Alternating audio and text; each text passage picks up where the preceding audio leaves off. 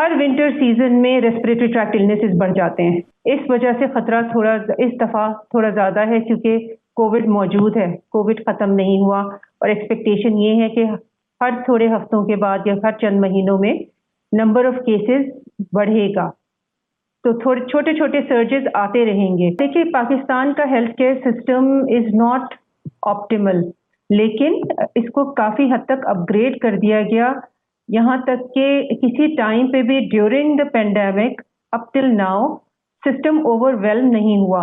Winter months میں جس infection کا سب سے زیادہ خطرہ ہوتا ہے وہ انفلوئنزا ہے. انفلوئنزا کی ویکسین بھی موجود ہے، جنرلی اکتوبر میں اویلیبل ہو جاتی ہے.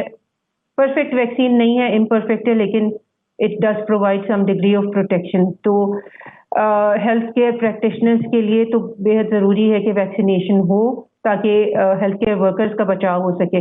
دوسرے یہ ہے کہ انفلوئنزا کی ٹریٹمنٹ بھی اویلیبل ہے، تو اینٹی وائرل اویلیبل ہیں.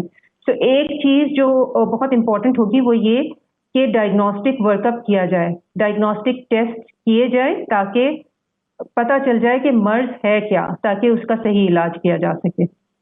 ٹیسٹنگ ان شہروں میں جہاں شاید ہسپتال موجود ہیں بآسانی ممکن ہے، لیکن ان چھوٹے علاقوں میں جہاں ایکسس نہیں ہے، کیا ان علاقوں کے لیے آپ کو کوئی حکمت عملی نظر آتی ہے؟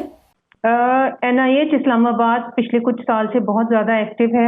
انفلوئنزا کی سرویلنس تو کافی ٹائم سے ہو رہی ہے ملک میں.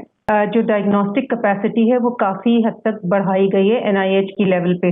سو چھوٹے ہاسپٹل چھوٹے شہروں سے NIH کو ایٹ لیسٹ یہ میسج دینا چاہیے کہ ان کے پاس جو کیپیسٹی ہے تو they can send the sample to the central laboratory in Islamabad.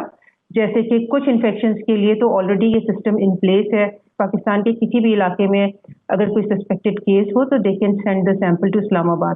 اسی طرح انفلوئنزا کے لیے بھی یا ریسپریٹری ٹریکٹ النیسز کے لیے بھی ڈائگنوسٹک فیسلٹیز اویلیبل ہیں، اور مجھے پورا یقین ہے کہ NIH یہ میسج سب میں اسپریڈ کرے گا کہ ڈائگنوسٹک ٹیسٹنگ کے لیے انیشیلی اسلام آباد بھیجے جائیں.